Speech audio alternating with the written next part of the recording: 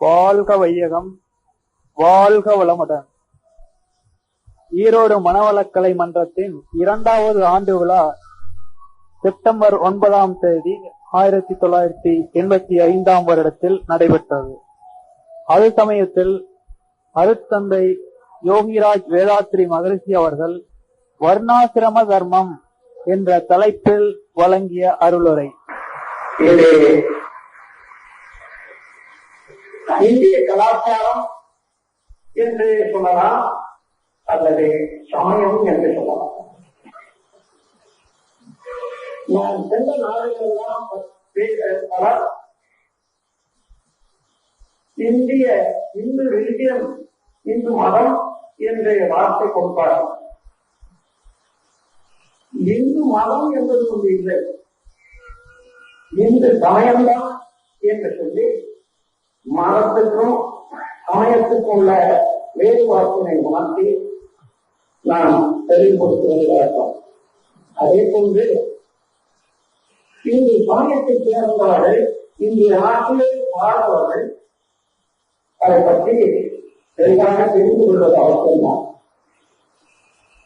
ஒரே மனிதன் விட்டாக வாழத் தொடங்கினால் அங்கே ஆங்காங்கே கிடைத்த விளைபொருள்கள் பொருளை பகுதி அறிவின் பெருக்கம் இவனுக்கு ஏற்பவும் மற்ற ஊர்களோடு உள்ள தொடர்புகளுக்கு ஏற்பவும் அவ்வப்போது எவ்வாறு வாழ வேண்டும், எதை செய்ய வேண்டும், எதை செய்யக்கூடாது என்பது ஒரு வாழ்விலே உள்ள அனுபவத்தை ஒட்டி மக்கள் அறிவு பெற்றிருக்கிறார்கள்.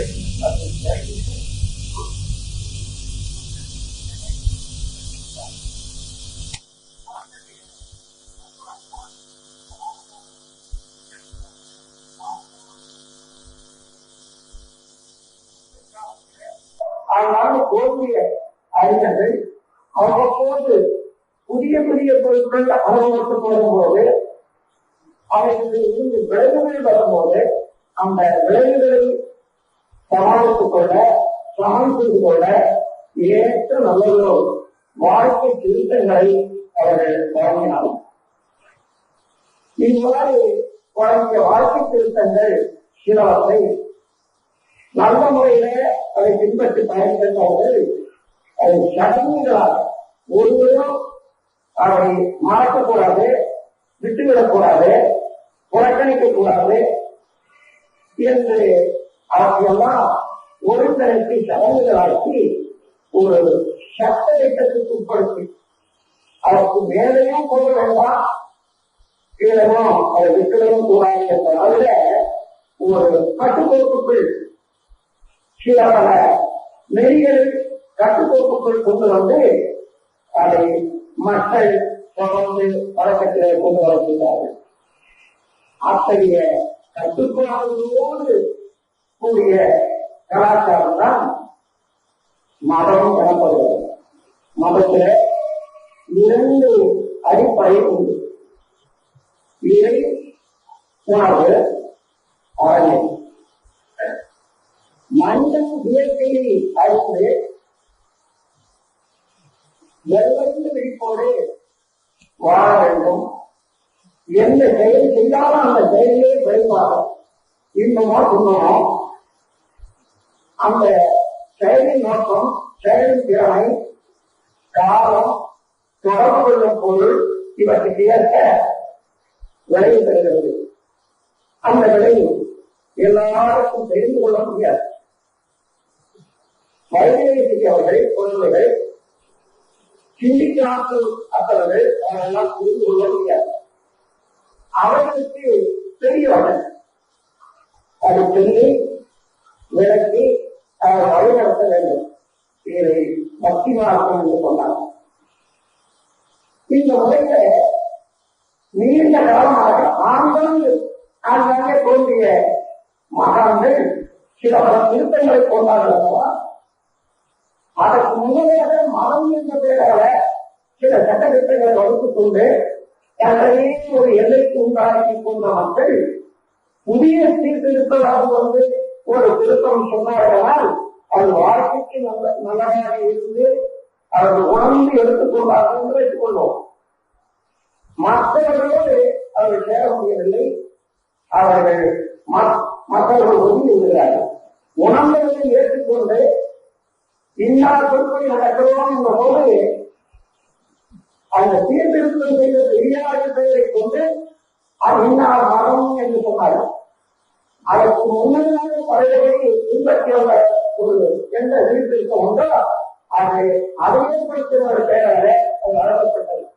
இவ்வாறு மகன் என்ற ஒரே ஒரு மனிதனுக்கு நல்வாழ்வதற்கக்கூடிய ஒரு நல்ல நெய் மகன் என்றால் அதை சீர்திருத்தம் செய்த பெரியாரை காலத்துக்கு ஏற்ற மாறுதலோடு வளர்ந்தபோது ஒவ்வொரு சட்டத்திட்டங்களை அடிப்படையாக கொண்ட நடைமுறைகள் வித்தியாசத்தோடு இருந்த ஒரு நெய் அவர்கள் வேலை வழங்கப்பட்ட போது மதங்கள் பல ஆயிற்று. ஆனால் மதங்கள் உண்மையிலேயே பரவாயில்லை இல்லை, ஒரே மதம். ஏனென்றால் மதங்கள் இரண்டு பிரிவாக உள்ளது. முக்கியமா மதிப்புகள், அதாவது இறை வழிபாடு, அற வழிபாடு. மனிதன் உள்ளத்தை எழுப்பி அறிவை பெருக்கி எல்லாம் அல்ல இறைநிலையை உணர வேண்டும். அதற்கு பக்தி, விளக்கம், ஞானம் என்ற 3 வழியில அறிவை எடுத்துக் கொள்ள வேண்டும் என்ற போது அது இறை வழிபாடாகும்.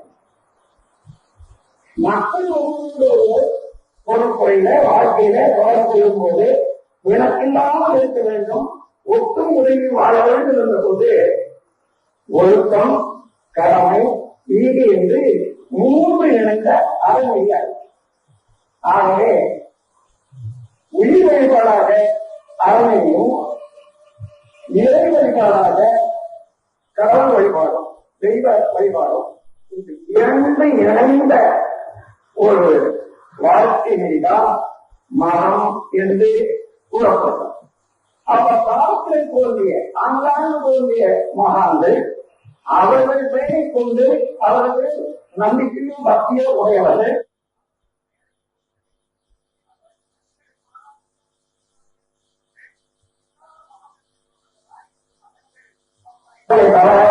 இன்னும் 2 மதங்கள் உலகிலே இல்லையே இல்லை. நீங்கள் எந்த மதத்தையும் சீர்திருத்தம் செய்த பெரியார் பெயராக இருக்குமே தவிர மதத்துக்கு ஒரு பெயர் உண்டா என்றால் இல்லை. ஆனால் சமயம் அப்படி அல்ல. மதத்துக்கு சமயத்துக்கும் ஒரு வேறுபாடு அடிப்படையிலேயே மதம் உயர்வை கொண்டது. மனம் அறிந்தவர்கள், அறியாதவர்கள். மேலே ஒருவர் இருந்து அதை பொறுக்கின்றார், கீழே ஒருவர் இருந்து கேட்டுக் கொள்கிறார். ஆனால் அடிமை என்ற உயர்வான மனப்பான்மையை அதை அடிப்படையாக கொண்டு பொறிக்கப்படுவது மனம். சமயம் என்றால் அப்படி இல்லை. சம பிளஸ் இசம், சம இயம், ஈக்குவலிசம், நேர்நிலை உணர்வு, இதுதான் சமயம். அந்த சமயம் இந்த நாட்டில் 6 சமயங்களாக வளர்ந்தது என்பது பெரும்பாலும் தெரியும். அதிகமாக அதை விளக்க முடியவில்லை இப்பொழுது. சைவம், சாஸ்திரம், வைணவம், சௌரம், கௌமாரம், ஞானபக்தியம் என்பது அந்த 6 சமயங்கள். எல்லாம் உள்ள இறைவன் முழுவத பொருளாக உள்ள அவன் ஒன்றுமில்லாத பிரம்மமாக வெட்ட வழியாக உணர்ந்த பெரியார்கள் அதை பூர்ணமாக இருப்பது வைத்து சிவம் என்றும் பூர்ணம் என்றும் மெய் என்றும் கொண்டாடினார்கள். அதை அடிப்படையாக கொண்டு எல்லோரும் அங்கே இருந்து சக்தி தோன்றி அதை இணைந்து பிரபஞ்சம் தோன்றி அதில் இருந்து மனிதனும் ஜீவராசிகள் தோன்றி ஆங்கிலம் வருகிறோம் என்ற ஒரு அடிப்படையில ஒருவருக்கு ஒரு ஒப்புமுறைக்கு வாழ வேண்டும் என்ற ஒரு நல்ல கூட்டு நெறியோடு வாங்கும்போது அது பைரவமையும் எனப்பட்டது. அது பின்னர் வந்தவர்கள் சிவம் என்ற பூரணத்தை மக்கள் தாராளமான மக்கள் வாழ முடியவில்லை என்பதற்காக அதில் இருந்து பின்னப்பட்ட கூட்டிய பரமாணம் சக்தி ஆகாசம் இதை வைத்துக் கொண்டு அதனால்தான் உலகம் பஞ்சபூதங்கள் ஆக்கப்பட்டன. அதே போல எல்லாமே இயங்கிக் கொண்டிருக்கின்றன என்ற கருத்தில அதையே முன்வைத்து எல்லோரும் அதை அடிப்படையாக கொண்டு வாழ்ந்தவர்கள் தான் என்று நடத்திய போது சாஸ்திர சமயம் சக்தி வழிபாடு வந்தது. அதன் பிறகு சக்தி என்பது என்ன? ஒரு உண்மைய பரமான துகள் எப்பொழுதும் அதனுடைய வேலை குறைந்து கொண்டே இருக்கும் தத்துவம். அதுதான் விரைவு எனப்படுவது. அந்த விரைவுதான் அந்த வேகமா எல்லாவற்றிலுமே இருக்கிறது. இருந்தது எழுந்தது அல்லது எழுந்தது என்று சொன்னால் மோசம், ஸ்டாட்டிக் மோசம். இருப்பை ஸ்டாட்டிக் என்று வைத்துக் கொண்டால் அதை இயக்கத்தை மோசம் என்று வைத்துக் கொள்ளுங்கள். இயக்கம் என்று அந்த இயக்கத்தை எப்படி அவர்கள் கண்டுபிடித்தார்கள் என்பது உங்களுக்கு இப்பொழுது வளர்க்க முடியாது என்றாலும் அந்த சக்தியானது தன்னைத்தானே வேகமாக துறந்து கொண்டிருக்கிறது. அப்படி சுழற்சியிலே ஒன்றோடு ஒன்று மோதிக்கொண்டிருக்கிறது. அந்த சுழற்சி மோதுதல் இருந்து வரக்கூடிய ஒரு முழுமையான ஒரு தொடர்ந்த சத்தம் ஒளி இருக்கிறது. ஆக இந்த ஒளியையும் சக்கரம் என்ற சுழற்சியின் காட்சி இதுதான் எல்லாம் ஏழுடைய திருவழியாளர் ஆற்றல் காத்தல் அழித்தல் என்ற மூன்றுக்கு அடிப்படையாக உள்ளது இந்த சக்தி தான். அந்த சக்தி சத்தமும் செயலுடையது என்பதை நிரூபிப்பதற்காக சங்கு சக்கரம் என்ற இரண்டு பொருட்களை காட்டி அந்த பொருட்களை தாங்கி ஒரு வைரத்தை கொடுத்து இது வைணவம் என்ற பெயராக வந்தபோது வைணவ சமயமாக அதன் பிறகு சூரியனாலேதான் எல்லா இயக்கங்களும் வாழ்விலே நடைபெறுகின்றன என்ற கருத்தை எல்லாருமே பொதுவாக உணர்ந்தவர்கள் அதை சூரியனையே எல்லாருக்கும் பொதுவான கடவுளாக ஏற்று வழங்கிய போது அது சௌர சமயமாயிற்று. அதன் பிறகு சக்தி சிவம் சுத்தவழி ஆணம் என்ற இரண்டின் விகிதாச்சார இனத்துக்கு ஏற்ப பிரபஞ்சம் தோன்றி அந்த பிரபஞ்சத்தில உருவம் ஒளி ஒளி சுவை மனம் மனம் என்ற ஐவகை இயக்கங்கள் உண்டாகின்றன என்ற ஒரு உண்மையை கண்டுபிடித்த பெரியவர்கள் சக்தி சிவன் இரண்டு இணைந்து அதிலே தோன்றிய பிரபஞ்சத்துக்கு 6 வகை இயக்கங்கள் சிறப்புகள் உள்ளன என்று கூறி அந்த 6 வகை சிறப்புகளை 6 வகைகளாக வைத்து சண்முகம் என்ற பெயரோடு அதை மாற்றம் செய்தார்கள். இங்கெல்லாம் அவமான சமயம் என்பது தோன்றியது. இங்கே வந்த மகான்கள் மகரிஷிகள் அதை நோக்கி இப்போதும் நாம் இழந்து கொண்டு வரக்கூடியவன் யார், நான் யார், எனக்குள்ளும் புறமும் இந்த பிரபஞ்சத்தை ஆளும் திறமுடைய அந்த சக்தியை என்று உணர்வதற்கு தன்னுடைய அறிவை புலன்களிலே இருந்து விடுத்து உள்நோக்கத்தோடு அடக்கமாக்கி அவர்கள் உயிரை உணர்ந்தார்கள். உயிருக்கு மூலமான சிவத்தையும் உணர்ந்தார்கள். அங்கே உணர்ந்த போது அவனே இவனாக அறிவாக இருப்பதை அந்த சிவனே அறிவாக இவரிடம் இந்த உணவிலே உயிரிலே சிவம் அறிவாக இருப்பதை உணர்ந்து கொண்டார்கள். அந்த உணர்வு மூலாதாரத்திலே இருந்த உயிர்ச்சக்தி சோழானது மேலே கொண்டு வந்து நெற்றிக்கண் உச்சி என்ற 2 இடங்களிலே தவமாக்கி மனதை பயிற்சி செய்தனாலே வந்ததுனால இந்த வேரியற்ற விஷயங்கள் அத்தனையுமே நமக்குள்ளாக இந்த இடத்துல இருந்து இப்படி கொண்டு போய் மூலாதாரம் அந்த பின்னாக வரக்கூடிய முதலில் 2 வழியாக காண்பித்து மூலாதாரம் வரைக்கும் வந்த போது என்ற வடிவத்தை காட்டி இதன் மூலமாகத்தான் பிரபஞ்ச வழக்கியங்கள் அத்தனையும் உணரலாம் என்று வடிவத்தை வைத்து கைவிட தொடங்கினார்கள்.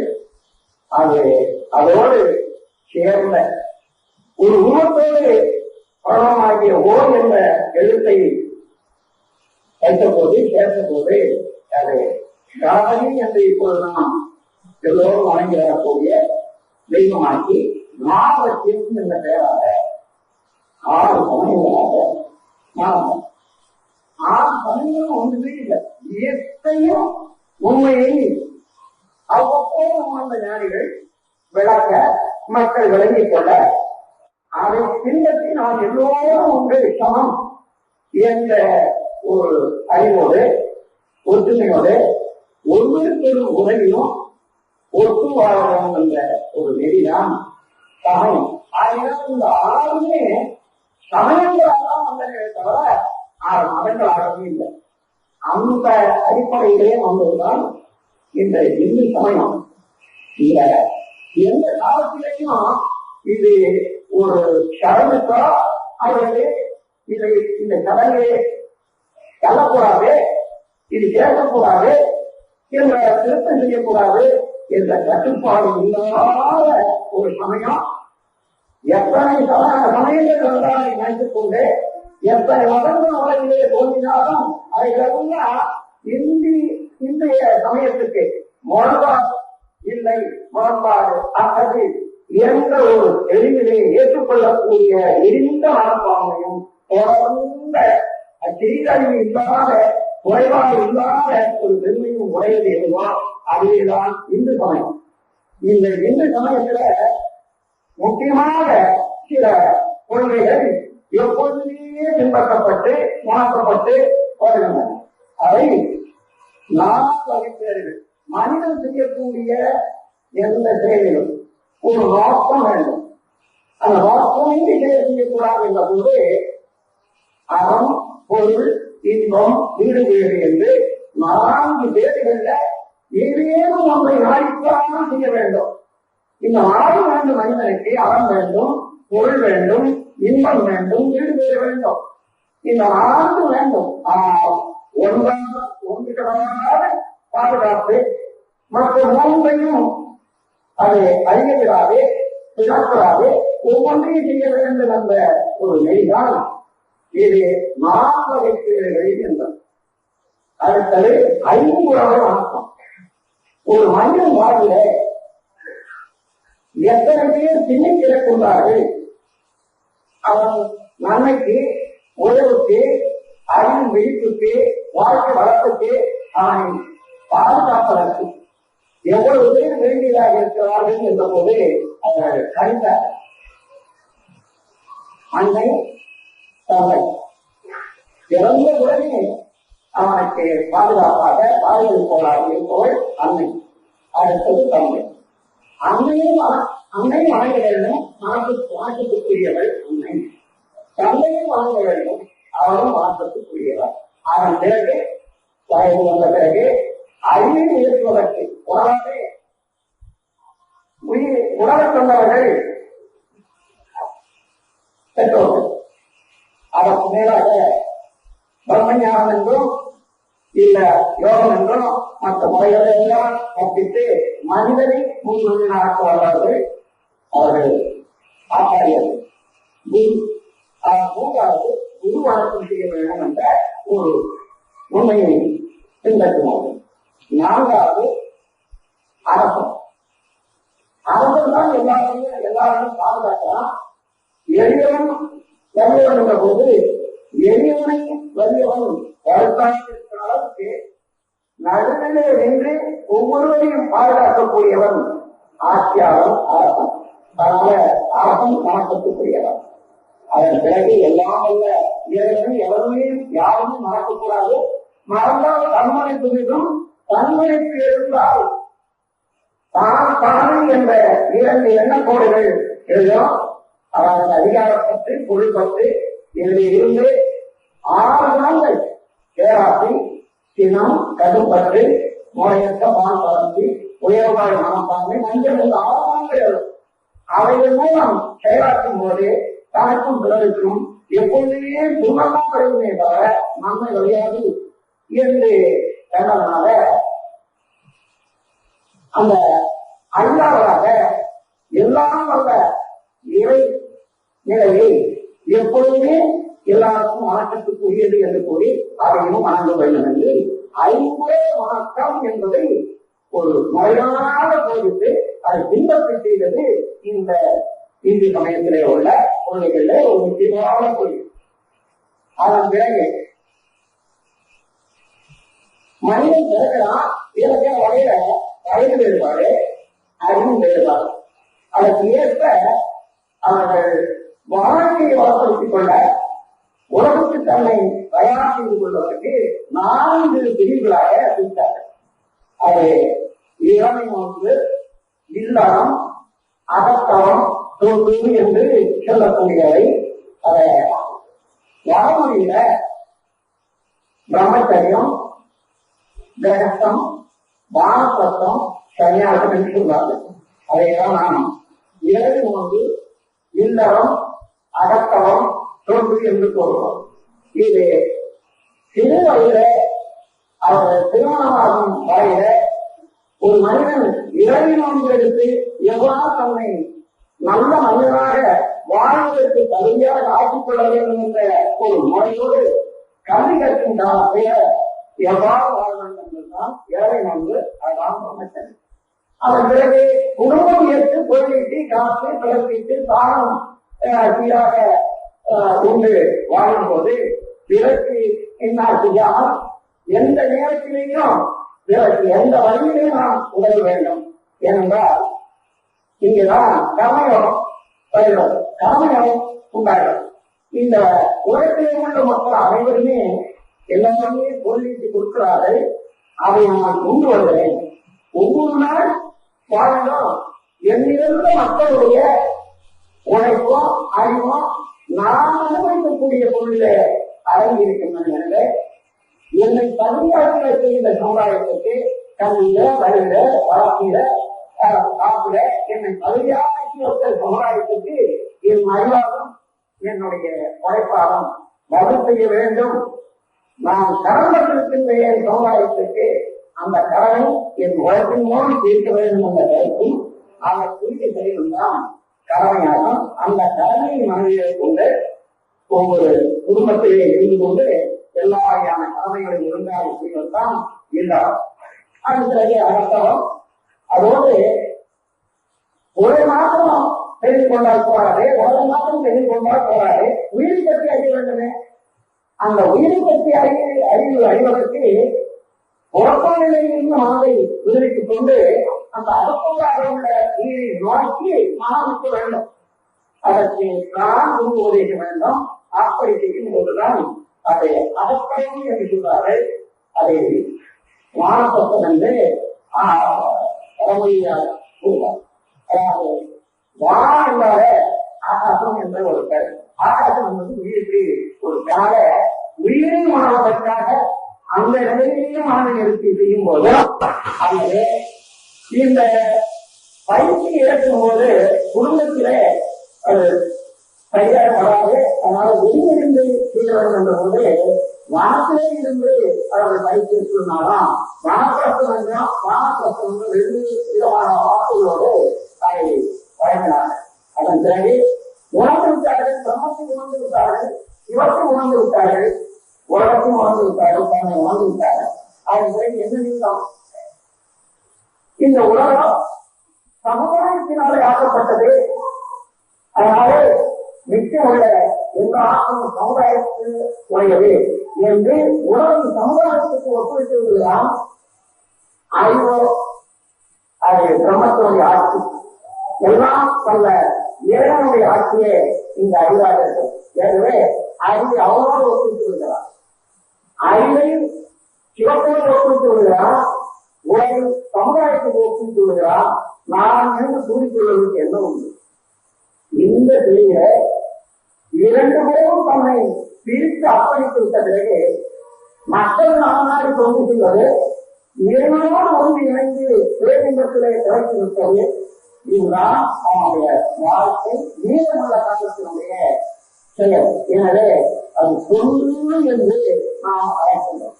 இந்த முறையில வேறொன்று இல்லறம் அரசனம் தொண்டு இது வாழ்க்கையிலே மனிதன் அடைந்து வரக்கூடிய அறிவு உள்ளதை பற்றி அவர்களும் பயிர் முறைகளை பற்றி வந்த பகுதிகள். அதன் பிறகு 4 காரியங்கள் இருக்கார்.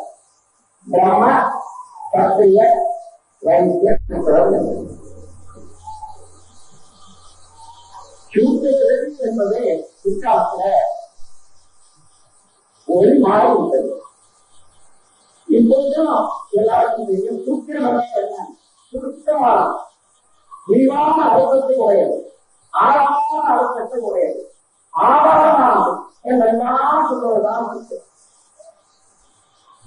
இந்த உலகம் முழுவதும் மக்கள் வாழ்க்கை என்ன வேண்டும்? உணவு வேண்டும், உடை வேண்டும், ஓய்விடம் வேண்டும். இந்த 3ஐயும் உற்பத்தி செய்யக்கூடியவர்கள் சூத்திரர்கள் எனப்பட்டார்கள். என்னுடைய வாழ்க்கை அடிப்படையானவர்கள். இவர்கள் இல்லை என்றால் மக்களை வாழ முடியாது என்ற முறையில எந்த வாழ்க்கை அடிப்படையாக அமைந்தவர்கள் சூத்திரர்கள் என்று சொன்னார்கள்.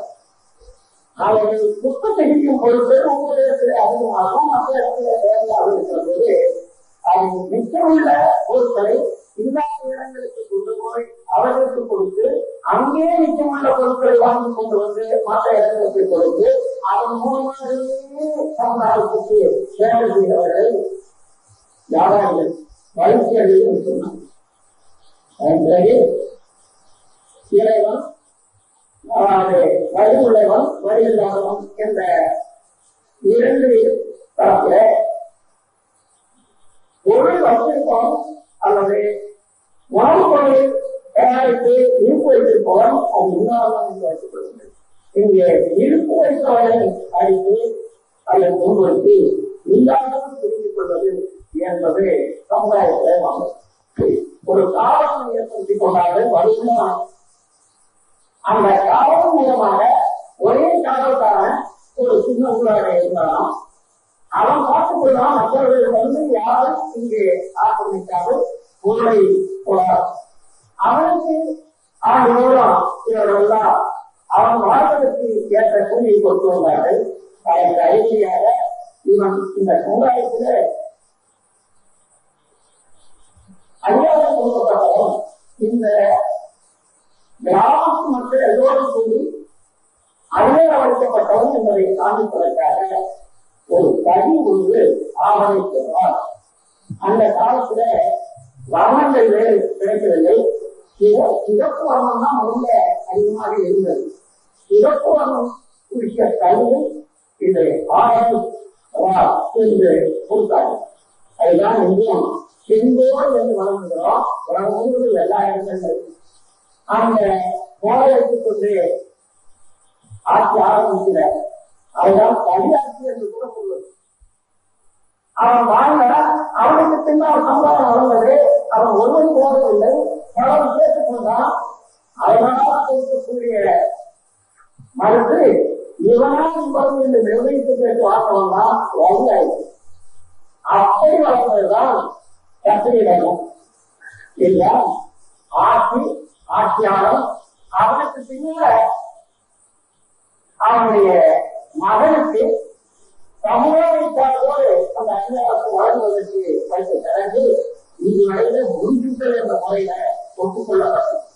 ஆகவே இந்த நாள் பத்திரிகை என்ற முறை உள்ளது. இதற்காக இயற்கை வாழ்ந்தார்கள். ஒவ்வொரு தொழிலும் ஒரு மெய்ப்பொருள் என்று ஒரு ஊழலில் என்று அவருடைய இயக்கத்தினாலே வாழ்வாரால் எல்லா பொருட்களும் அவருடைய இயக்கத்திலே தவறான நிகழ்ச்சிகளை நடத்தி கொண்டு இருப்பதை உணர்ந்தார்கள். அறிவை உணர்ந்தார்கள். எல்லாருடைய ஏழையும் உணர்ந்தார்கள், அறிவையும் உணர்ந்தார்கள். ஒவ்வொரு பொருளையும் அதே எண்ணம் என்ற நிலையில செயலாற்றி விளைவுகளை தந்து கொண்டிருக்கிறான் என்பதை உணர்ந்தார்கள். வாழ்க்கையிலே மனிதன் செய்யும் செயல்களுக்கு இன்னும் என்ன விளைவு வரும் என்று கூறி அதையெல்லாம் விளக்கி மக்கள் நல்வழிப்படுத்தினார்கள். ஒழுங்கு வழக்கங்கள் பழக்கங்களுக்கு உட்படுத்தினார்கள். அவர்கள் வேண்டியவர்களுக்கு இறைமாவை அவங்க வயதுக்கு ஏற்றவாறு கொடுத்தார். முழுவத பொருளை அறிந்தவர்கள், அதாவது முழுவத பொருளுக்கு பிரம்மம் என்ற பெயரும் அந்த பிரம்மத்தை அறிந்தவர்கள் மக்களை வழிநடத்தினார்கள். அவர்கள் பிராமணர்கள் இருந்தார். ஆகவே இவ்வாறு அறிவறிந்த நிபுணம் உணர்ந்த ஞானிகள் பிராமணர்கள் என்றார். இது அவர்கள் அந்த காலத்திலே அவர்கள் பிறக்கும் குழந்தைதான் பிள்ளைதான் நீண்ட காலம் பயந்து அவர்களை பழக வேண்டியதாக இருக்கிறது. இந்த காலத்தில் எந்த தொழிலை செய்தாலும் இப்பொழுது மிஷின்கள் மூலமாக செய்யும். அந்த காலத்தில் கையினால்தான் செய்யும். அப்போ ஒரு தொழிலை யார் கற்றுக்கொள்ள முடியும், எவ்வளவு நாள் கற்றுக்கொள்ள முடியும்? அந்த காலத்துல தொழிலை கற்றுக் கொடுப்பதற்கு கற்றுக்கொள்ளாமல் இருந்தாரா என்றால் இல்லை. அந்த தொழிலை அவர்களுடைய குடும்பத்தில்தான் கற்றுக்கொள்ள வேண்டும். ஆகையினால அந்த தொழிலை கொண்டு அவர்களை பிரித்து கூறி சூத்திரர்கள், வைத்தியர்கள், சத்திரியர்கள், பிராமணர்கள் என்று கூறி இப்பொழுது என்ன நிலைமை? எல்லா தொழிலும் மிஷின்களாக செய்யப்படுகின்றன. நேரடியாக கையினாலே செய்யக்கூடிய தொழில் நினைத்தது. அதனால தனியாக ஒரு பகுதியினரை சூத்திரம் என்று சொல்லுகிறார். எல்லாரும் எல்லா தொழிலையும் செய்யலாம் என்ற போது சூத்திரம் என்ற வார்த்தையோ அதற்குரிய அர்த்தமோ அதற்கு தேவையோ ஒரு தொழிலை யார் கற்றுக்கொள்ள முடியும், எவ்வளவு நாள் கற்றுக்கொள்ள முடியும்? அந்த காலத்துல தொழிலை கற்றுக் கொடுப்பதற்கு கல்விக்கூடங்கள் இருந்தனவா என்றால் இல்லை. அந்தந்த தொழிலை அவரவர்கள் குடும்பத்திலே தான் கற்றுக்கொள்ள வேண்டும். ஆகையினால அந்த தொழிலை கொண்டு அவர்களை பிரித்து கூறி சூத்திரர்கள், வைசியர்கள், சத்திரியர்கள், பிராமணர்கள் என்று கூறினார். இப்பொழுது என்ன நிலைமை? எல்லா தொழில்களும் மிஷின்களால செய்யப்படுகின்றன. நேரடியாக கையினாலே செய்யக்கூடிய தொழில்கள் மிகச்சிறந்த. அதனால தனியாக ஒரு பகுதியினரை சூத்திரன் என்று சொல்வதற்கு இல்லை. எல்லாரும் எல்லா தொழிலையும் செய்யலாம் என்ற போது சூத்திரன் என்ற வார்த்தையோ அதற்குரிய அர்த்தமோ அதற்கு தேவையோ அது போயிடுச்சு. ஒவ்வொருவரும் தான் உற்பத்தி செய்த பொருளை இப்பொழுது நேரடியாக வாணிபம் செய்து கொள்ளலாம்.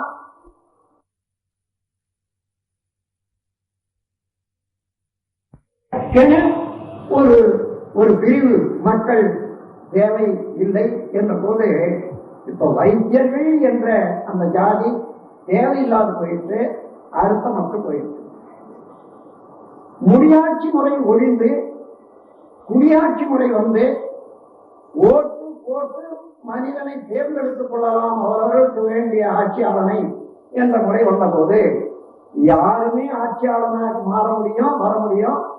யாரையும் தேர்ந்தெடுக்கக்கூடிய ஆற்றலும் ஒவ்வொருவருக்கும் உண்டு என்ற போது தனியாக சத்திரியன் என்ற ஒரு பிரிவு போயிடும். அர்த்தமே இல்லை. அதே போன்ற படிக்கும் இளைஞர்கள் எல்லாம் சிறுக சிறுக விஞ்ஞான அறிவின் மூலமாக இயற்கை சட்டங்களையும் இயற்கையிலே உள்ள ரகசியங்களும் அறிந்து கொண்டே வந்து விட்டார்கள். சக்தி என்ற நிலையில, அணு என்ற நிலையில அணுவை பிரித்து ஒவ்வொரு புரோட்டான், எலக்ட்ரான் என்ற முறையில சக்தியின் பிரிவினாலே உலகம் தோன்றி எப்படி இயங்குகிறது என்பதை ஒவ்வொரு பொருளிலும் இருக்கக்கூடிய இயக்கங்களை அறிந்துவிட்டார். கிட்டத்தட்ட மெஞ்ஞானத்துக்கே அவர்கள் வந்துவிட்டார்கள். இன்னும் ஒரே ஒரு இடம் பாக்கி.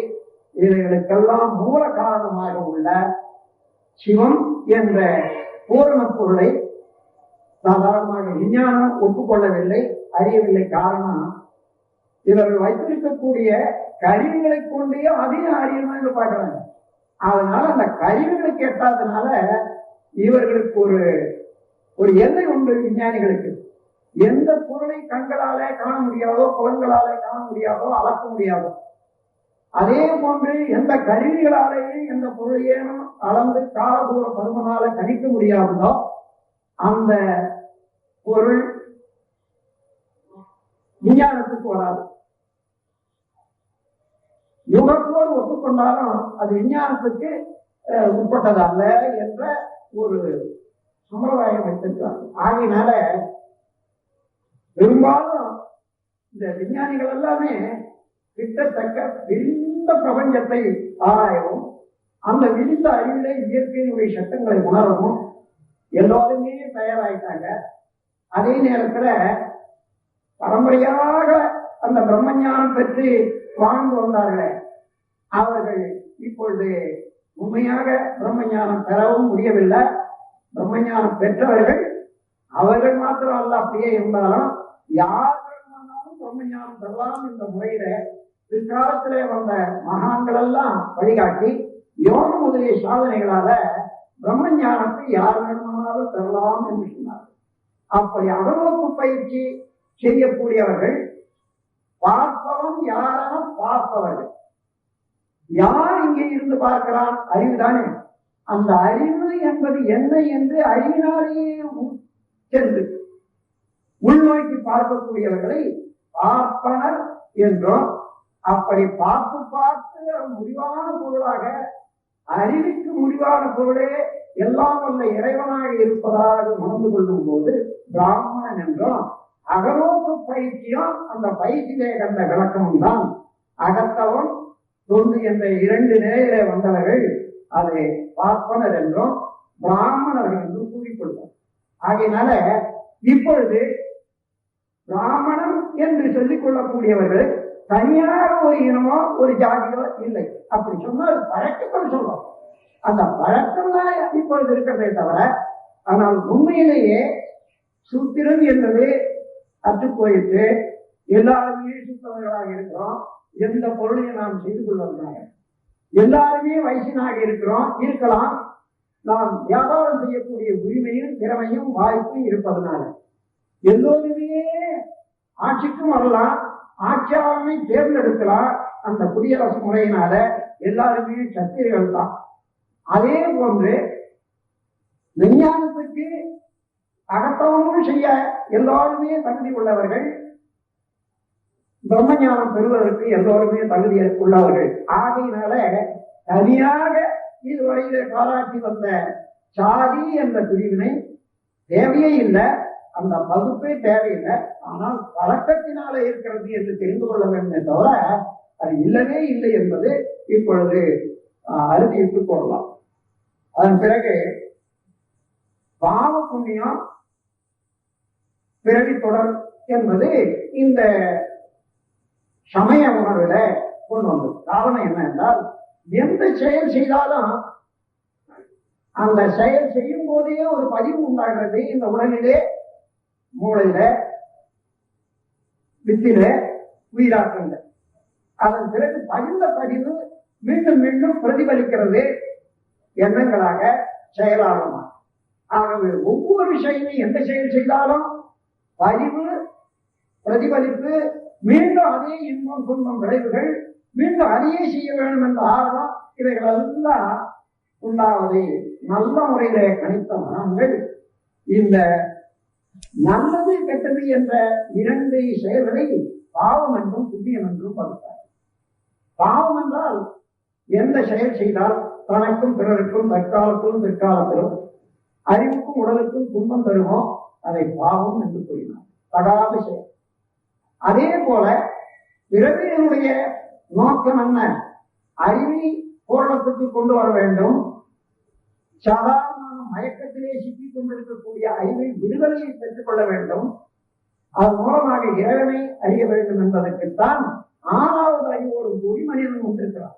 அப்ப பிறவியின் நோக்கமே அறிவை உயர்த்தி, அறிவை உணர்ந்து, இறைவனை உணர்ந்து, இறைவனோடு அறிவை உறுதிப்படுத்திக் கொண்டு பூரணம் பெறுவதுதான்.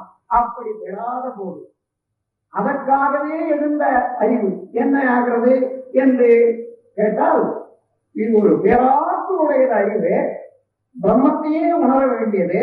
பிரபஞ்சம் முழுவதிலும் விரிந்து நின்று அந்த இறைநிலையை அதோடு இணைத்துக் கொண்டு இன்புற வேண்டிய அறிவு சாதாரணமான பொருளுக்கே செலுத்துகிறோம், உணவுகளே செலுத்துகிறோம், அல்லது ஏதோ ஒரு இன்பத்திலே செலுத்துகிறோம். என்ன ஆகிறது? அதை செலுத்திய உடனே இன்னும் வேண்டும், இன்னும் வேண்டும் என்று அதிலேயே அதிகரிக்கிறது.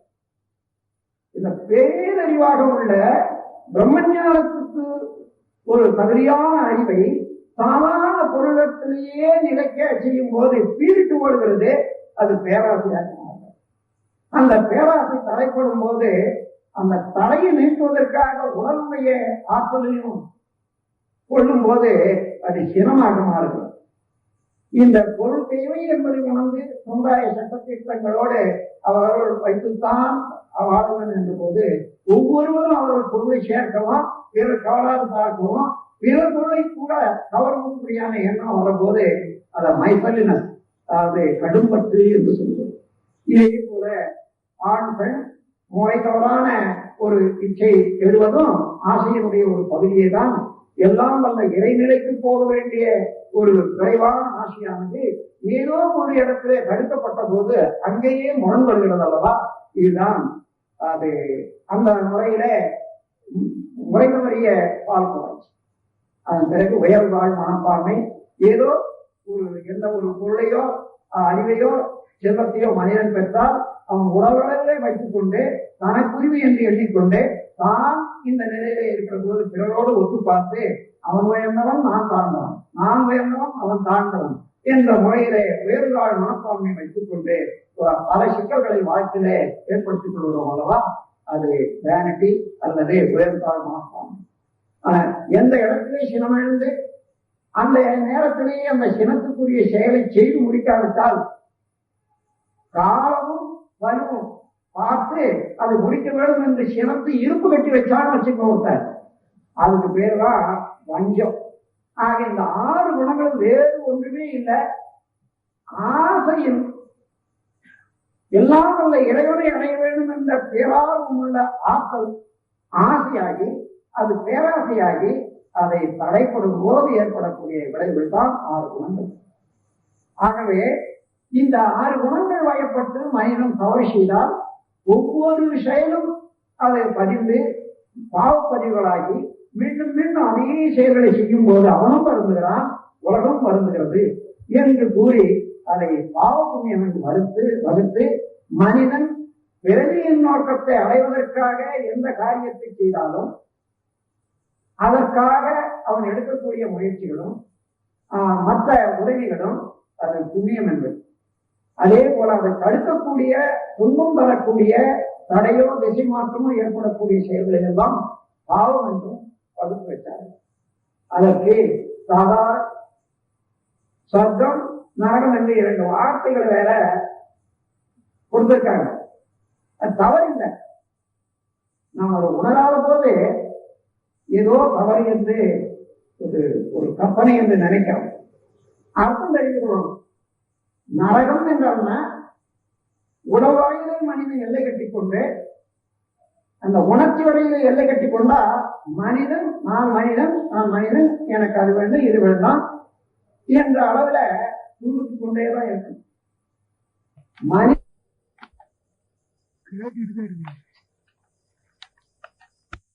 கொண்டு இருப்பானால் உடல் வரையில துன்பம் தான்.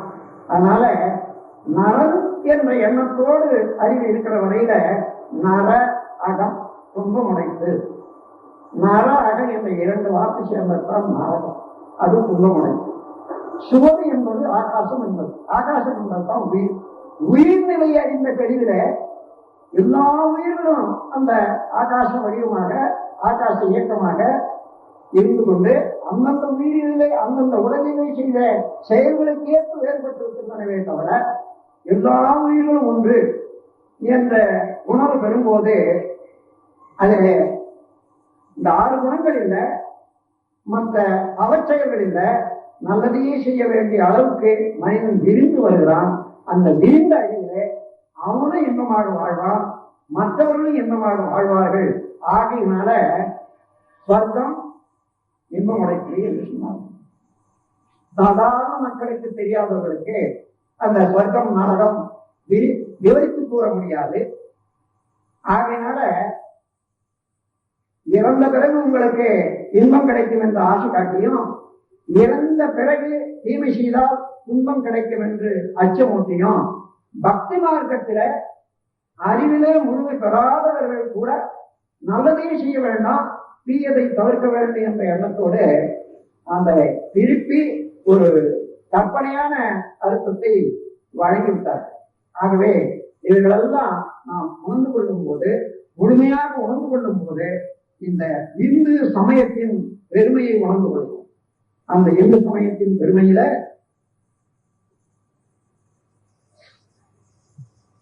இறவி நோன்பு, இல்லறா, அகத்தவா, தொண்டு என்று 4 சொன்னேன். இறவி நோன்பு சிறு வயதில, படிக்கும் வயதில, கல்வி வயதில வேண்டியது. இல்லம் என்பது எவ்வாறு என்பது அது கடமையாக என்று சொல்லிவிட்டார்.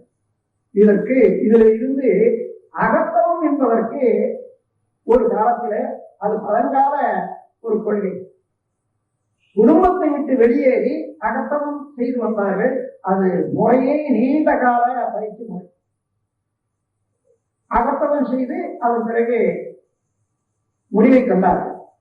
ஆனால் இப்பொழுது தேவையில்லை. இல்லறத்திலே இருந்து கொண்டே அகத்தவம் ஆக்கலாம், இறைவனையும் அடைந்து விடலாம் என்பது இந்த காலத்திலே இப்பொழுது நான் சொல்லுகிறேன் என்று எண்ண வேண்டாம். நீட்டலும் அழுத்தலும் வேண்டாம், உலகம் பழித்ததை விட்டுவிடும். அழுத்தலும் நீட்டலும் வேண்டாம், உலகம் பழித்ததை விட்டுவிடும். அப்படியே சொன்னார். என்னன்னா, நீ பொருள் கொள்ள வேண்டியது இல்லை. 2 விதமா பிரிச்சாங்க. எப்படின்னா, இளநீர்ல ஒரு அடையாளமாக அந்த காலத்துல இருந்தது மொட்டை அடிச்சுட்டு இருக்கணும்.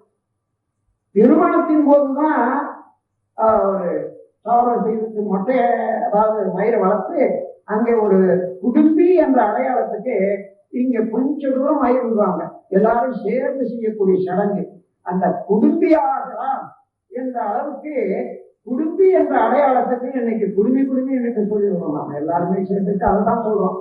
அந்த குடும்பி என்ற ஒரு சம்பிரதாயத்திற்கு கொண்டு வர்றார்கள். ஆகையினால அந்த குடும்பத்துல இருந்து கொண்டு வெளியில காட்டுல போய் தவம் செய்ய போறான்னா அங்க என்ன செருணை வச்சிருக்காங்க, முடியாது, வளர்க்க வேண்டியிருக்கான். அதனால தாடி மீசெல்லாம் வளர்ந்துடும் அந்த காலத்துல. அப்படி பிரிச்சாங்க. குடும்பத்துல இருந்து போய் தொடர்பு கொள்ளக்கூடியவனுக்கு மயிர் வளர்த்து கொண்டு இருப்பது ஒரு அடையாளமாகவும், குடும்பம் போகாமலே இளமையிலேயே இருந்து அவன் தொடர்பு கொள்ளக்கூடியவன் மொட்டை அடிச்சு கொண்டு இருப்பான் என்பதை இது ஒரு சம்பிரதாயமா வந்தது. அதுதான் இப்போது கூட தமிழ்நாட்டுல ஒரு கவலை இல்லாதவர்களுக்கு அல்லது பொறுப்பில்லாதவர்களுக்கு என்ன அவன் மொட்டை பையன்னு சொல்றோம். என்னன்னா, திருமணம் ஏற்காத முன்ன இளநிலத்தில் இருக்கிற போது அவர்களுக்கு பொருளுடைய விலையோ குடும்பத்தினுடைய கஷ்டமோ ஒன்றும் தெரியாது இல்லவா? அதனால மொட்டை அடிச்சு கொண்டு இருக்கக்கூடிய காலத்துல பொறுப்பு, குடும்ப பொறுப்பு இல்லாதவர்கள் என்பதை வச்சு இப்ப கூட அதையே அவன் அவனுக்கு என்ன தெரியும் மொட்டை பையன் சொல்றது. அது அந்த காலத்தை, இளநீர் காலத்தை ஒவ்வொரு செயலால ஒவ்வொரு உடையால குறிச்சாங்க. அதை வள்ளுவர் சொல்றாரு, இளமை நோம்புலையும் நீ இல்லறம் துறந்து அல்லது துறையாக வேண்டியது அவசியம் இல்லை. அதே போல கடமையாளம் கொண்டு இல்லறம் சேர்ந்த போது கூட அங்கிருந்து ஒண்ணு விடுவித்துக் கொண்டு மயிர் வளர்த்து கொண்டு தாடி வளர்த்துக் கொண்டு நீ இருக்க வேண்டியதில்லை. அதாவது துறவுக்கு அறிகுறியாக இதை கொண்டாங்கல. ஆகையினால இந்த 2 வகையான துறவு வேண்டியதே இல்லை என்று சொல்றார். ஆகையினால இல்லறத்துல இருந்து கொண்டே நீங்கள் அகத்தமும் செய்து கொள்ளலாம், ஞானமும் பெறலாம் என்ற உண்மையைத்தான் அங்கே அந்த கல்வியின் மூலமாக அந்த மகான் விளக்குகிறார் என்பதை கூறிக்கொள்கிறேன். ஆகையினால இப்போ பிரம்மச்சரியம் அல்லது இல்லறம், வானப்பக்கம், சன்னியாசம் இவைகள் 4 தனியாகவே இல்லை. நாம் சிறு வயதுல பிரம்மச்சரியம் ஒழுங்காக கல்வி, பிரம்மச்சரியத்துல 4 உறுப்புகள்: எழுத்தறிவு, தொழிலறிவு, இயற்கை தத்துவ அறிவு, ஒழுக்க பழக்கங்கள். இந்த 4ம் பயில வேண்டும், முறைப்படி பயில வேண்டும். அப்படி பயின்றவர்கள் தான் எல்லோரும். ஆகையினால அதை விட்டு விலையில்லை. இப்போ அதன் பிறகு இல்லற இயக்கம், இல்லறத்துல பழகி கொண்டு வர்றோம். இப்போ இன்றைக்கு உள்ள சூழ்நிலைப்படி எல்லோரும் பெரும்பாலானவர்கள் அகத்தவத்தை ஏற்றிருக்கின்றார்கள். உண்மையே மெய்ப்பொருளையும் உணர்ந்தவர்கள் சொல்லலாயிட்டார்கள். இப்ப பாருங்க, ஒவ்வொருவருமே இளநீர், இல்லறம், அகத்தவம், தொண்டு என்ற 4 ஆசனமும் ஒன்று சேர்ந்து போச்சு ஒரே மனிதன். ஆகவே இந்த வர்ணம் என்பதோ ஆசனம் என்பதோ தனியாக இல்லை, தனியாக வைத்துக் கொண்டிருக்க வேண்டியதே இல்லை. ஒவ்வொரு மனிதனுக்கும் உரியது, காலத்தால உரியது, அறிவின் உயர்வுக்கு ஏற்ப அது உரியது, அவர்கள் அந்தந்த காலத்தில் பயிர்ந்து கொள்ளலாம் என்ற விளக்கத்தை கூறி, இந்த விளக்கத்துக்கு ஏற்ப பயிற்சி இல்லறத்திலே உள்ளவர்களுக்கு அகநோக்கு பயிற்சி அளிக்க வேண்டும். உண்மை பொருளை மெய்ப்பொருளை அவர்களாக உணர்ந்து கொள்வதற்கு ஒவ்வொருவரும் தயார் செய்ய வேண்டும் என்ற நோக்கத்தோடு எழுந்த ஒரு நிறுவனம் தான் உலக சமுதாய சேவா சங்கம். அதனுடைய செயல் திட்டம் முதல்ல ஒவ்வொருவரையும் அகத்தளத்துல பயிற்சிக்கிற போது மனத்தையே முதல் வைத்து அதை ஒழுங்குபடுத்தி அதன் மூலமாக செயலையும் சிந்தனையும் இணைத்து நல்லவர்களாக முழு மனிதர்களாக ஆகலாம் என்று சொல்லி ஆக்கிவித்து இப்பொழுது ஊக்குவிக்கக்கூடிய அளவுக்கு தொண்டு ஏற்றுக் கொண்டிருக்கக்கூடிய இந்த உலக சமுதாய சேவா சங்கத்துல அதை மனவளக்கலை என்று கூறும். மனத்தை வளப்படுத்துவதனாலேயே, மனத்தை விட வேற என்ன இருக்கு இந்த பிரபஞ்சத்துல மனிதனுடைய வாழ்க்கையில சொல்லுங்க. எண்ணமே இல்லை எனில் ஏதும் இல்லை, எண்ணத்துக்கு அப்பாலும் ஒன்றுமில்லை. இன்பமோ துன்பமோ உயர்வு தாழ்வு நல்லது கெட்டது பெருது சின்னது ஞானம் அஞ்ஞானம் எது எடுத்தாலும் மனத்தை பொறுத்துதான் இருக்கிறதே தவிர அதுக்கு அப்பால ஒன்றுமில்லை. ஆகவே அந்த மனத்தினுடைய தன்மை உணர்த்து, மனம் என்பது இன்னதுதான் இப்படித்தான் இயங்குகிறது என்பதை ஒவ்வொருவரும் உணர்ந்து கொண்டு அந்த மனதை செம்மைப்படுத்திக் கொண்டு வாழ்வான் வாழ வழிவகுக்கக்கூடிய இந்த மனவளக்கலை மன்றம் அதற்காகவே தொண்டாற்றி வருகிறது. இதை சேர்ந்தவர்கள் எல்லாம் தொண்டர்கள் தான். யாரும் வேறு எந்த விதமான உயர்வுகால மனப்பான்மை வைத்துக் கொண்டிருப்பவர்கள் அல்ல. அவர்கள் உணர்ந்ததை உங்களுக்கு உணர்த்துகின்றார்கள். எல்லோருமே ஒரு கைகோர்த்துக் கொண்டு ஒரே திசையை நோக்கி பயணம் செய்து கொண்டிருக்கோம். அந்த பயணத்துல ஒருவருக்கு ஒருவர் ஒத்தாசையாக உதவியாக இருந்து கொண்டிருக்கிறோம் என்ற அளவிலே நட்பு உரிமையிலே ஒருவருக்கு ஒருவர் நலம் பாராட்டி இந்த சங்கம் வளர்ந்து கொண்டிருக்கிறது. இந்த உங்கள் அனைவரையும் வேண்டியவர்கள் எல்லாம் இதில் சேர்ந்து கொண்டு இந்த 4 வகை பெயர்களையும் இணைத்து அதை இளமின் வந்து இல்லறம் அகத்தவன் தொண்டு என்ற 4 வகை பெயர்களையும் இணைத்துக் கொண்டு ஒவ்வொருவரும் சிறப்பாக அவருடைய ஆற்றலை பிரித்துக் கொண்டு சிறப்பாக தான் வாழ்வதோடு விவரையும் சிறப்பாக வாழ வைக்க முடியும் என்று கூறி அந்த சேவையிலே யார் யார் விரும்புகின்றார்களோ ஒன்றுபடும்படியாகவும் வேண்டுகோள் விடுத்து எனது உரையை முடிக்கிறேன். நீங்கள் அனைவரும் உடல் நலம் நீளாறு நிறை செல்வம் உயர்ப்புகள் விஞ்ஞானம் இடத்தில் ஓங்கி சீரோடு சிறப்போடு வாழ வேண்டும் என்று எல்லாம் வல்ல இறை நிறையோடு எண்ணத்தை இணைத்து வாழ்க வளமுடன் வாழ்க வளமுடன் வாழ்க வளமுடன் என்று வாழ்க்கை உரை முடிக்கிறேன்.